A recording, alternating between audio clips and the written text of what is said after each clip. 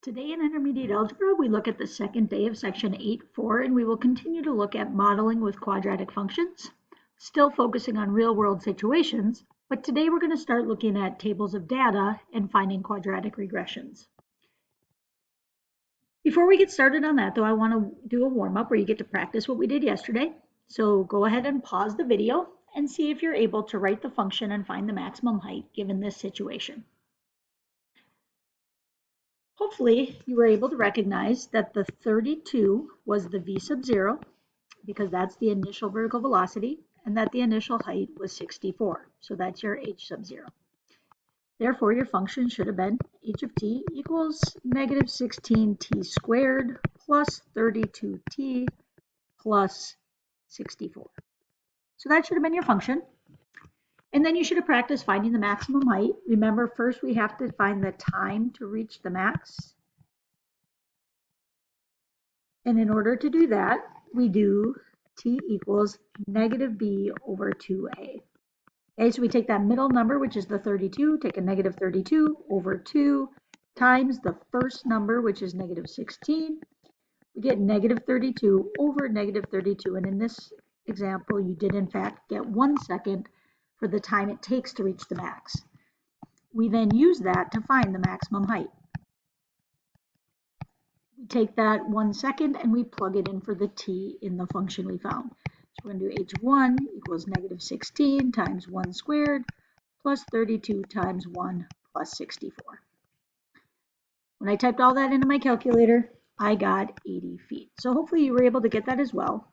That is the maximum height of this scenario. Okay, now today we're going to switch gears a little bit and we're going to start being given a table of values. So this says fit a quadratic function to data.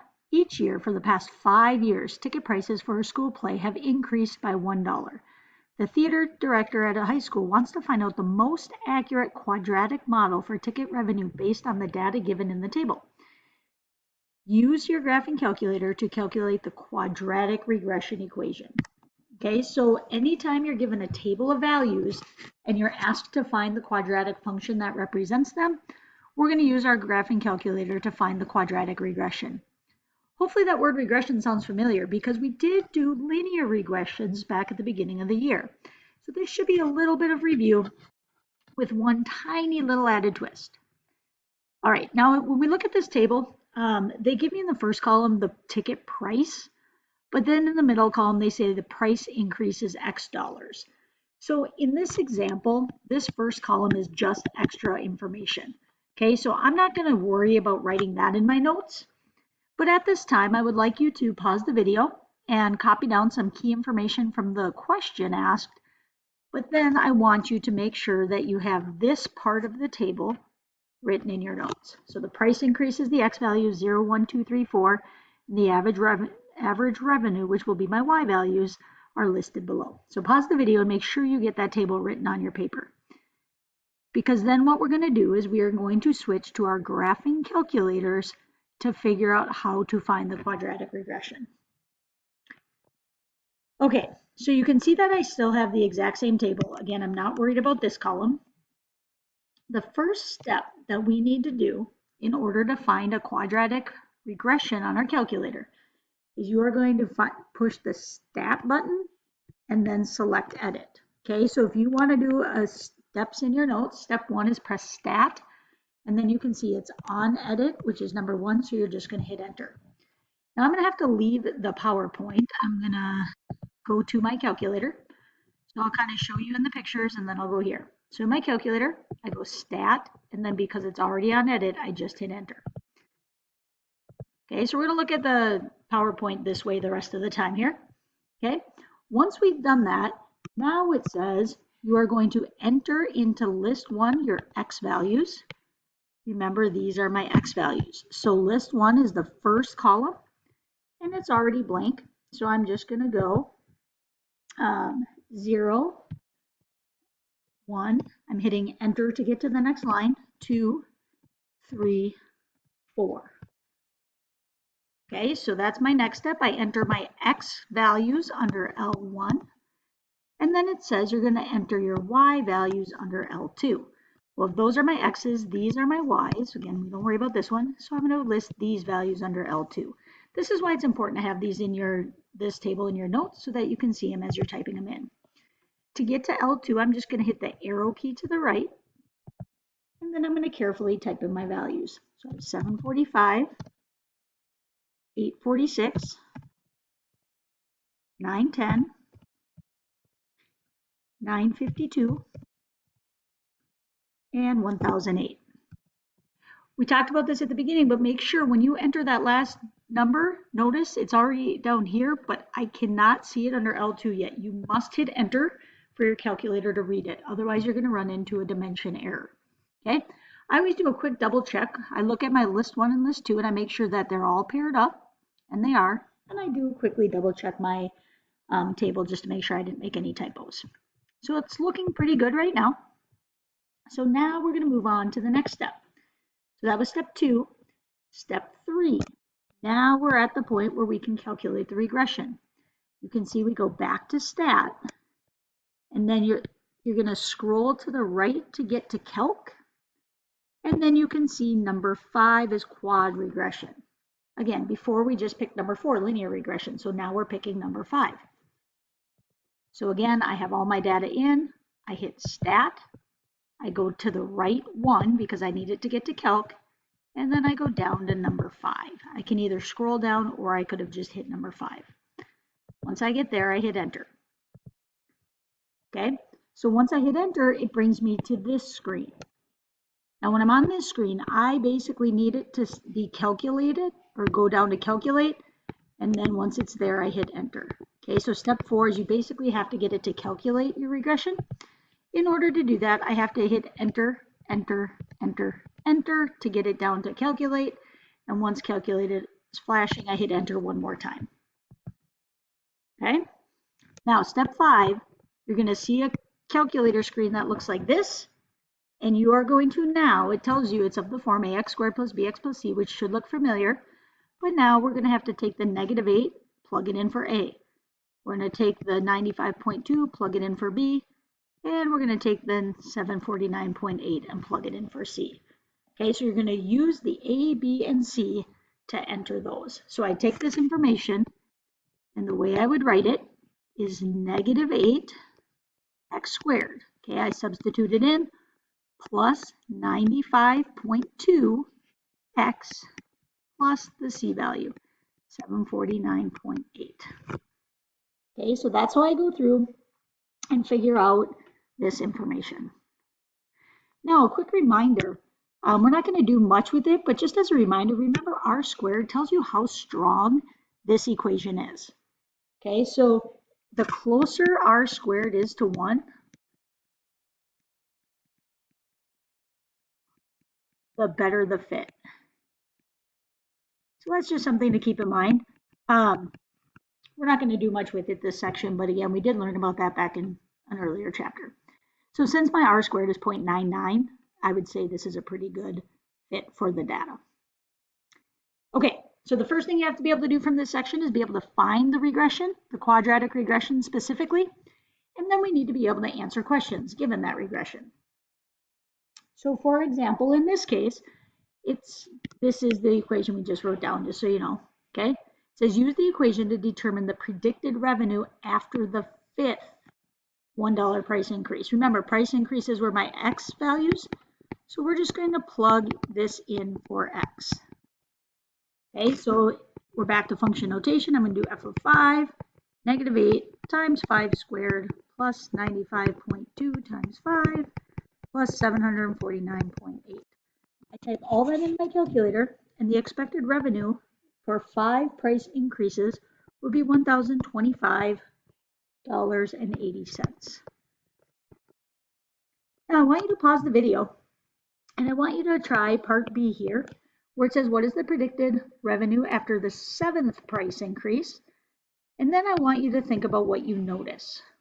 Okay, so pause the video and figure that out. Hopefully you were able to see that you were just doing f of 7 this time, so -8 times 7 squared plus 95.2 times 7 plus 749.8 When you type that in, you should have gotten $1,024.20. Okay, so when it asked, what did you notice? Well, let's compare what we got for 5 increases compared to 7 price increases. And notice that they actually make more money overall. They have a higher revenue with only 5 price increases. 7 is actually lower. So that probably means that as soon as they raised it too much, some people chose not to go and it offset the increase in price value. Okay, so this is how this is used a little bit to kind of find that sweet spot of where you want to put ticket prices and different things like that.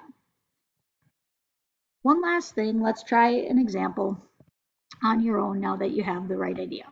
Okay, so part of finding regressions is just practicing the keystrokes in your calculator. So you're doing the same thing in this example. You're going to find the quadratic regression, and then you're going to use the model to predict a team that has 56 appearances, how many championships would they have won. So go ahead and pause the video and see what you come up with. Okay, so I am going to show this one more time in case you were stumped. Okay, so when I go back to stat though, there's actually one more thing. So I just go stat, edit, but now my lists have numbers in it. So a reminder of how you can clear a list. You need to make sure you clear it and don't delete it. If I want to clear these numbers, I go up to where it says L2, and then I hit the actual clear button and enter, and that makes all the numbers go away. Over, go up to L1, and I also clear, enter. If you accidentally delete, you actually delete the L2 part as well, which is problematic. All right, so my X values in this case were 1, 9, 15, 27, 38, and 47. Now just quickly noticing, this table goes horizontally, but that's okay. My top row then is my X's and my bottom row is my Y's. Okay, so that's why I typed the number of appearances in my L1, and I'm going to type my number of championships 1 and L2.